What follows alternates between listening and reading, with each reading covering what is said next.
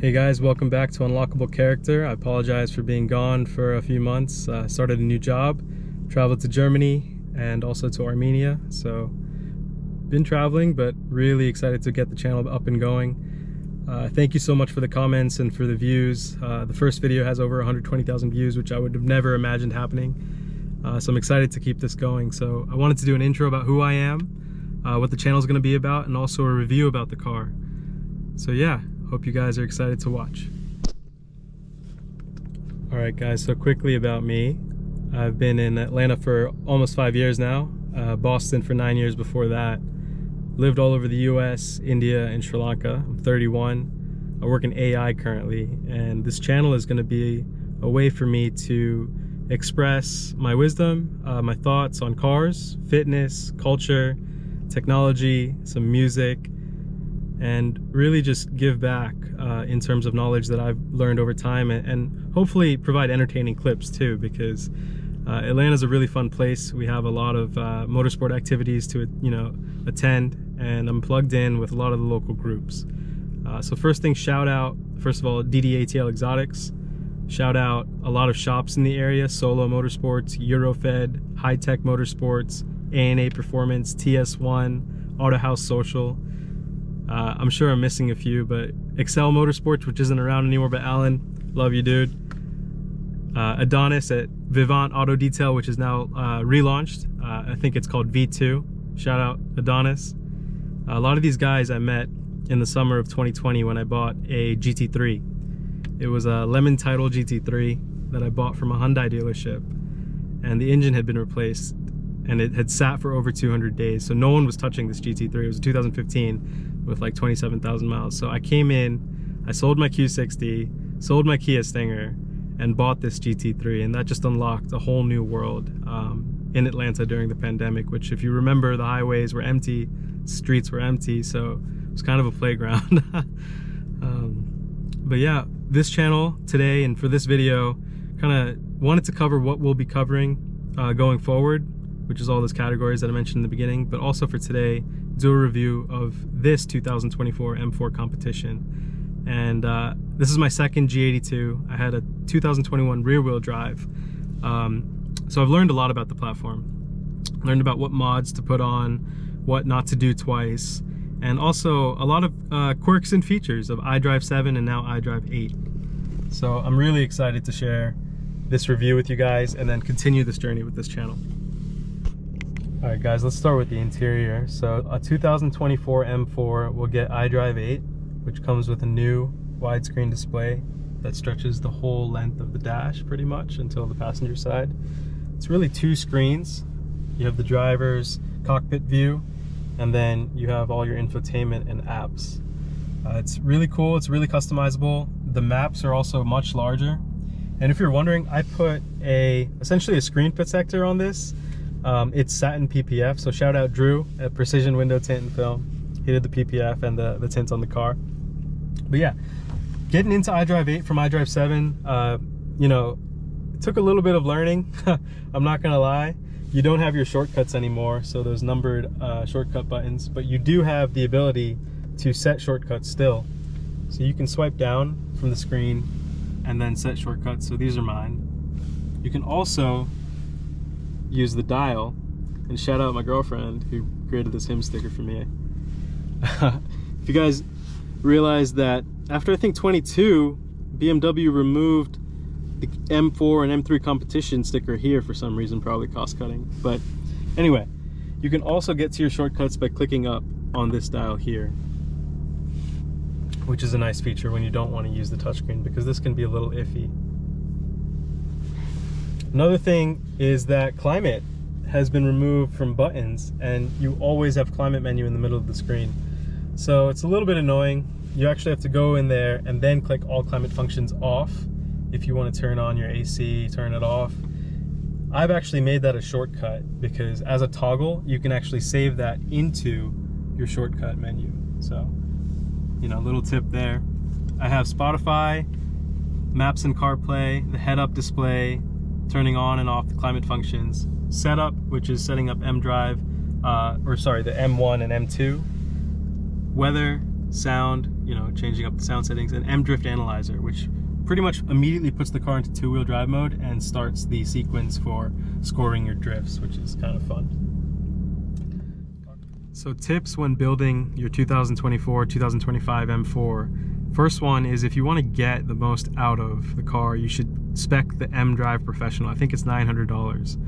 And what that's going to do is it's going to give you a dedicated track mode, it's going to give you a lap timer app, and it's going to give you 10 stages of traction control, which is very, very helpful based on, you know, what track you're going to be going and taking the car to. So let me show you what that looks like in the UI of the car itself. The first thing you'll notice is M mode here. If you click this and you don't have xDrive Professional, you won't get the dedicated track mode. This is really helpful even when you're driving around normally, because it puts the car into track mode, which takes off all the essentially safety systems. It turns off the passenger side display, and it brings up a new kind of cluster in your cockpit. I have this usually customized so that I see my tire pressure, but you can choose from a number of different options. You can actually keep it blank if you want. You can have the M lap timer, which comes with xDrive Professional. You can have your trip data. I think this will show you fuel efficiency. You can have the map. This, with iDrive 8, you can use the base navigation, or you can use CarPlay maps from Apple Maps, which is really cool. Waze doesn't work there, unfortunately. You can see your setup, so I'm in full comfort right now. Boost and water temperature, tire pressure, your power output, G meter, and song that you're on.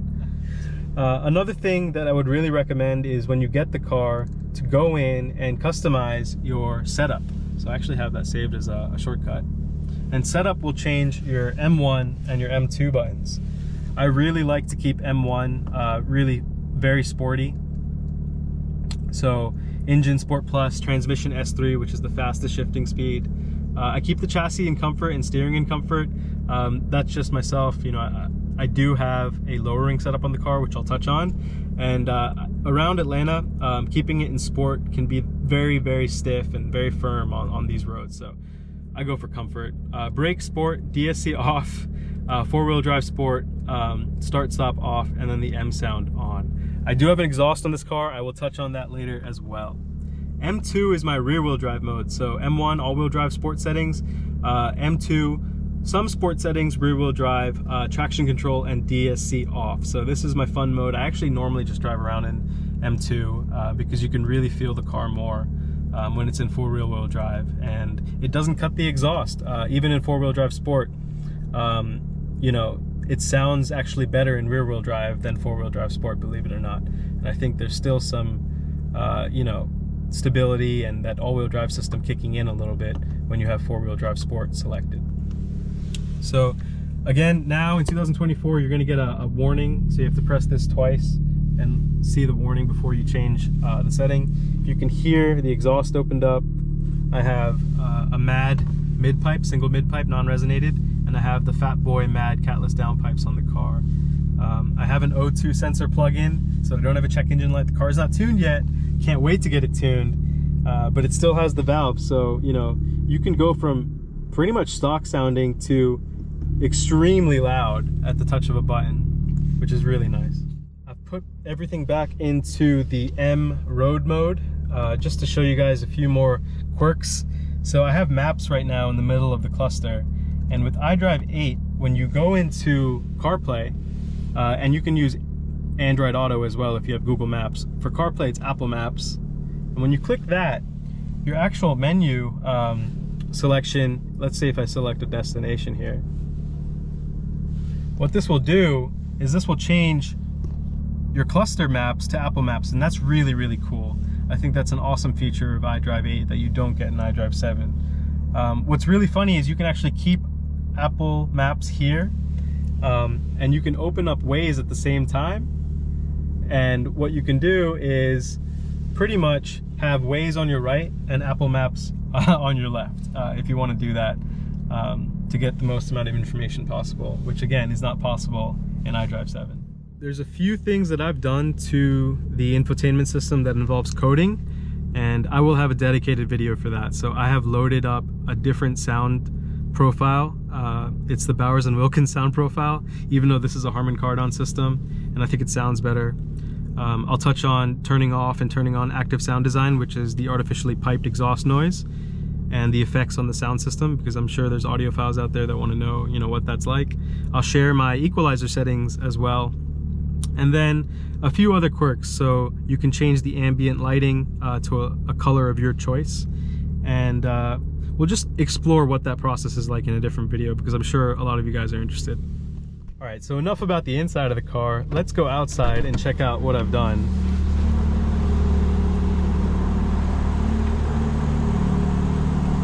So as you can see, the car sits pretty low. This is a height adjustable suspension kit. It's on the lowest setting, and it's made by a company called Cobra. So this basically makes the stock suspension a coilover setup, because you can adjust it up and down.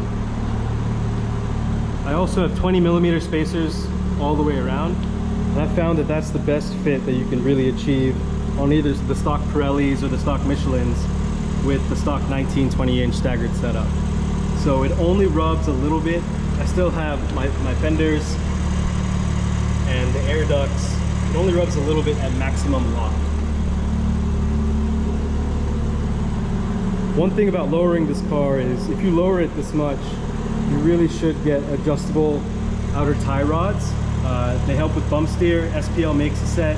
So if you do lowering springs, coilovers, or even a height adjustable kit, I would absolutely recommend doing the outer tie rods from SPL. I have a bunch of other things planned, but other than the other tie rods, I have front solid monoballs. So that increases the driver feel, because this car, the only thing I really didn't like about it was how connected it felt. So when you think about digital to analog in terms of steering feel, doing the front monoballs really turns it up, I'd say, one notch back to analog from digital. I also have the Racing Sports Concepts front splitter. I had this on my previous car. It's actually fully carbon fiber. We painted it, sanded it down to black, shout out TS1, to match the rest of the aero. Of course, it's tinted. I have the driver decals on there, and I have a carbon fiber duckbill spoiler. I'm not changing the taillights this time around. That was such a pain in the ass on my previous G82. All the aftermarket lights got condensation in them. One of them actually failed. So yeah, that was a nightmare. I'm not dealing with that anymore. All right, let's talk exhaust. Right now, I have it in road settings, comfort everything, and I'm gonna change it to M2, which is rear wheel drive, full sport for the engine, and it's gonna open up the valves. So here we go.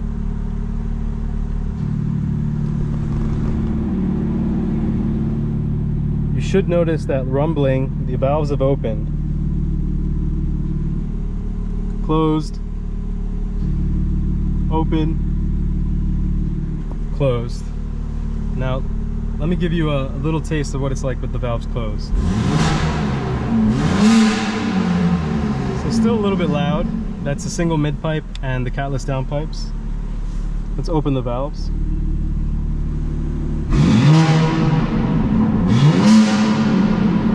So substantially louder with pops and crackles that are really just stock.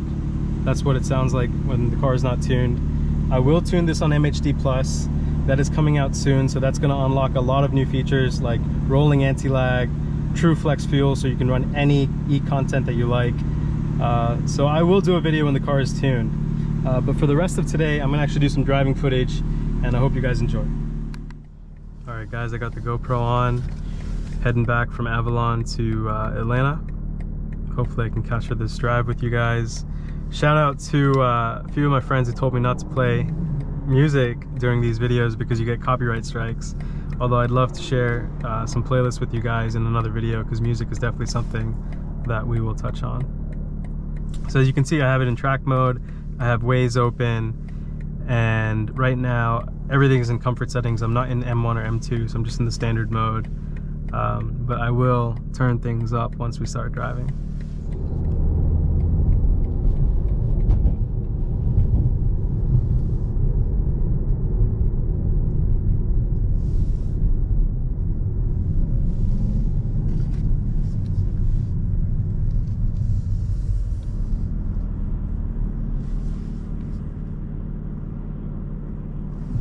So you guys will hear what the car is like in full standard comfort mode. Again, it has a mid pipe and down pipes, but it doesn't sound like it because the valves are closed and everything is in comfort settings. So this is really nice if you live in you know, like a quiet community and you want to start the car.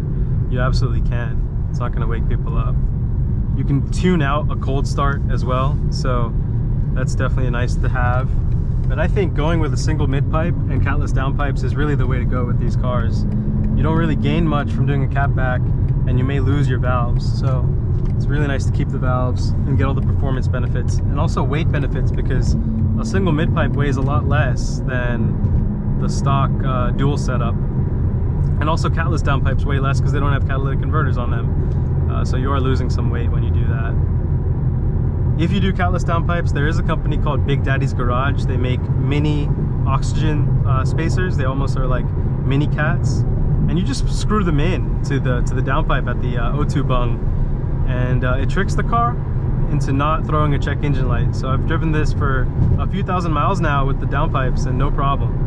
So really nice to have. I'm going to turn M2 on, and that is going to open the valves, put things into sport settings. And I'm in 8th gear, but you're probably still hearing a little bit more of a rumble. Shift down now.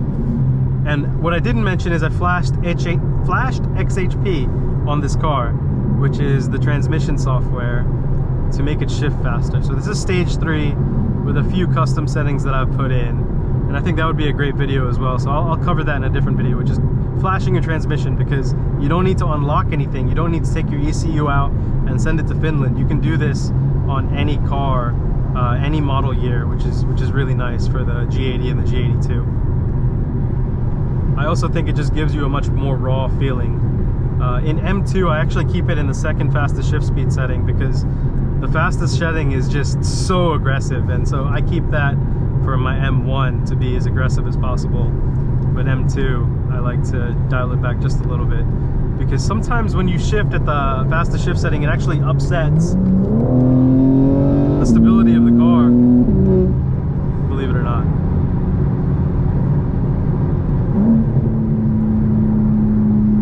So obviously you can tell valves are open now. We're in M2.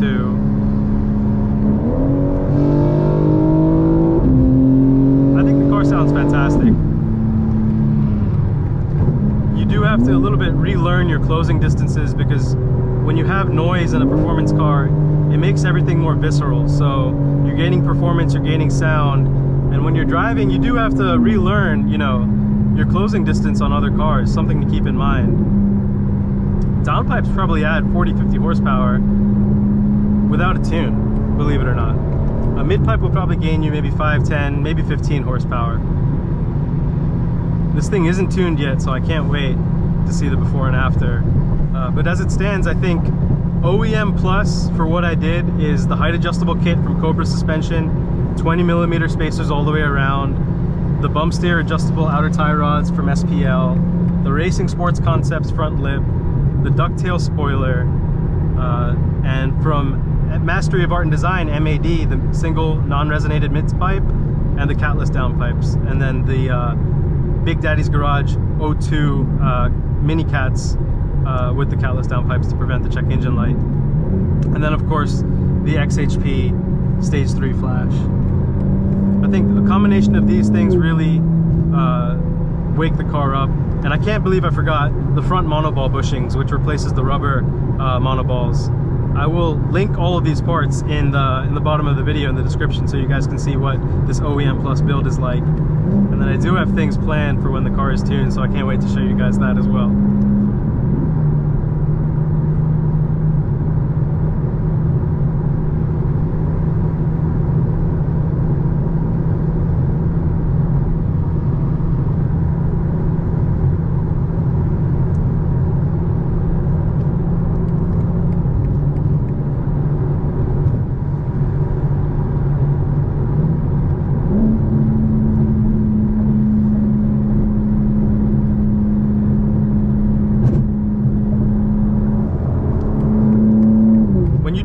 drivers on this car, most of the time you will lose the adaptive suspension controls, so you won't have the ability to put things in comfort anymore.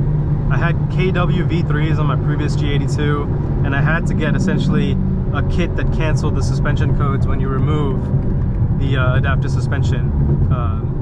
So really keep that in mind. That's why I did a height adjustable kit this time, so I can go between sport and comfort settings on the suspension while still lowering the car quite a bit.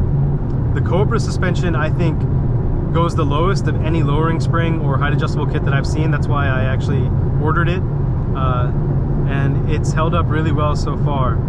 And you know, Atlanta doesn't have the best roads, so even at the lowest setting, it's nice to have the comfort adaptive suspension because you're still kind of floating along. On a coilover setup, it can be extremely stiffer, and you lose a little bit of that comfort feel. This is a daily driver for me. It kind of does everything, so I didn't want to go full track mode.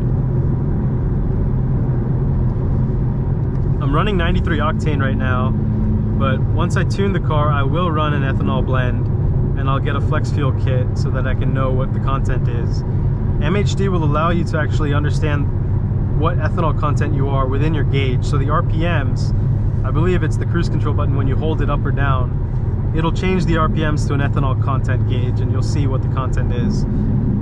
If you're not going with a bigger turbo, you really don't need to do a port injection setup for more fueling. So on stock turbos, I'll probably do E-blend up to maybe E50, and that'll really maximize what the stock turbos can do. If I was to guess, I'm probably at 520, 530 wheel horsepower stock with the exhaust. And once this car is tuned on ethanol, you're pushing 600 wheel horsepower plus, which is really incredible. You can run a 10-second quarter mile on stock tires, and it's kind of outrageous, like low 10 seconds. People have been getting into 9 seconds even, so truly remarkable what this car can do. And I think it absolutely, you know, shoots above its weight, or holds more weight than just its price. The MSRP on this one was $113, so I did spec it to exactly how I wanted it. I don't have that smart cruise control, so there's no radar in the front, but I really didn't want that, again, because visually it makes it it doesn't flow well because you have a radar plate on the bottom right of one of the grills and not on the other.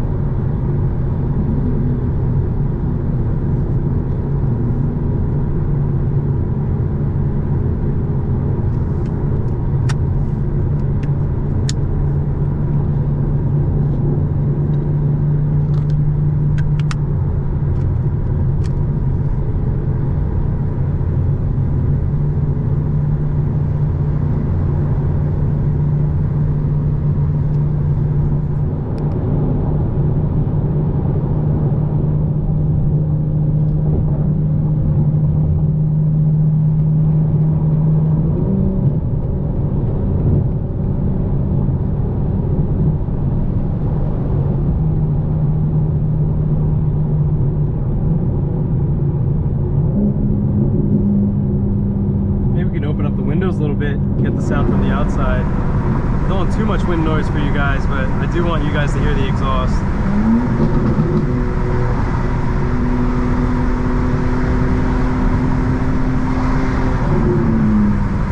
All of those burbles are stock.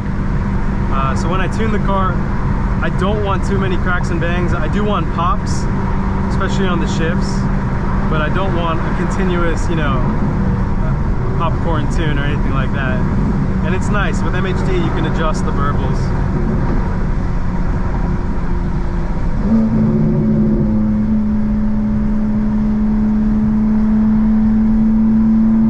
Under this bridge, let's actually get a little bit of exhaust. Come on now. Shift into third.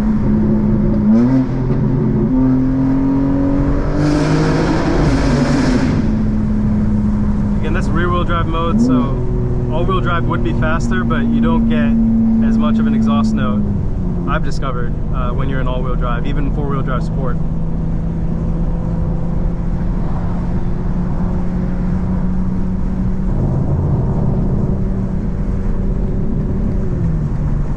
Shout out Waze pointing out that police are ahead.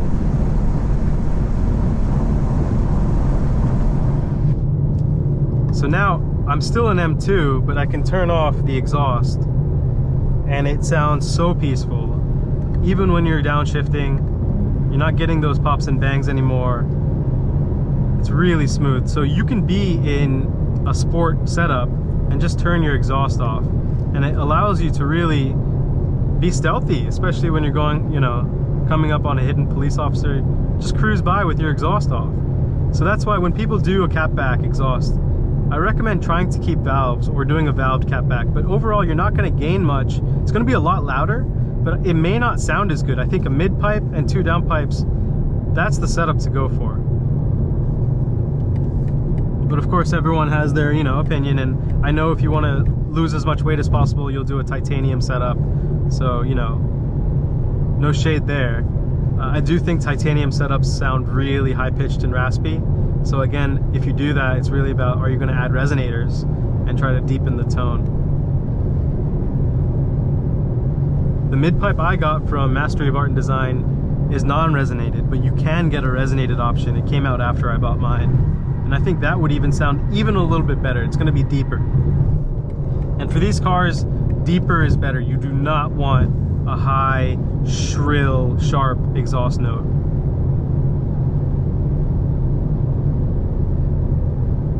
And to be honest, if you're driving in full sport settings, if you're not really pushing the car, it's not going to sound good. If you're giving it 25% throttle, if you're being weak on the throttle, it's going to sound terrible. You really have to put your foot into it. And I think a little bit of that is learning the car. It almost becomes like an instrument that you're playing, right? And so you grow to know, you know, what does it sound like at certain RPM levels? When should you shift? When is it going to sound best? And I think that's part of the pleasure of owning a car, is learning about it, right? You are growing with the car. You're becoming a better driver, and you're becoming a better driver of your specific car.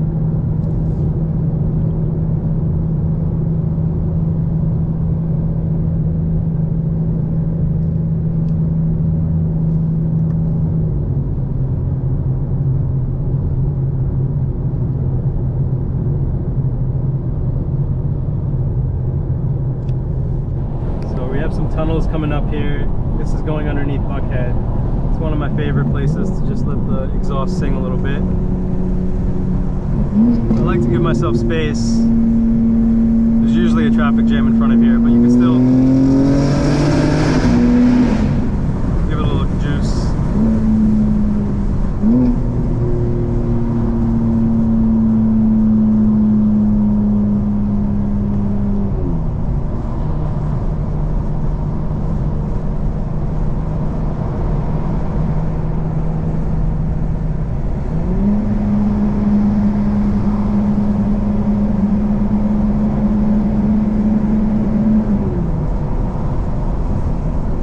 Noticed the cop in my rear view, so chill till we get back for a little bit.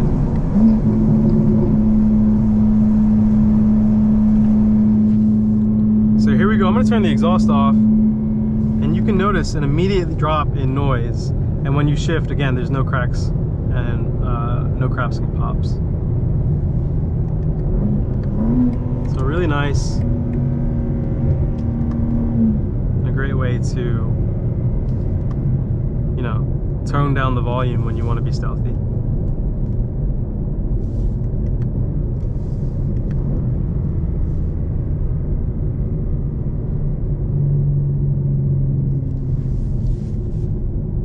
So now I've put it in automatic, especially in traffic. Don't always like to shift. And I think this is one of the reasons this car is such a heavy hitter in all areas, because you can drive this in heavy traffic and be super comfortable, you know, really luxurious inside, comfortable. And then when you're in free-flowing traffic or you have a lot more space, you can open it up, put it into track mode, configure your M1, M2, and you have a different beast.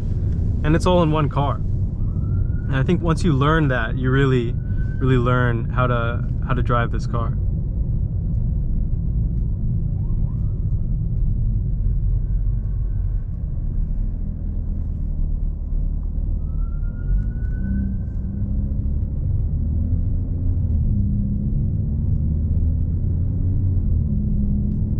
So in Atlanta we have APD, and then we have GSP, which is Georgia State Patrol. You should not mess with Georgia State Patrol because they will follow you to the end of the state. APD you can get a little bit away with, but again, you know, best to be on the safe side, especially during rush hour. Everyone's stressing.